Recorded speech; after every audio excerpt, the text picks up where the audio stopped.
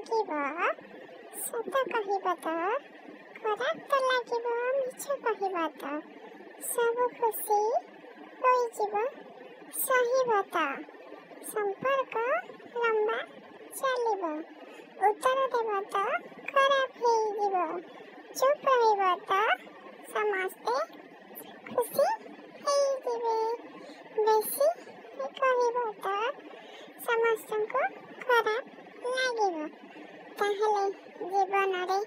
ସତକୁ କ'ଣ କରିବ ମିଛ କହି ବଞ୍ଚିକି ରହିବ ସତ କେବେ ଦୁନିଆରେ କହିବ ନାହିଁ ଏ କଳି ଯୁଗରେ ମିଛ କହିଲେ ମରିଯିବ ଜଲ୍ଦି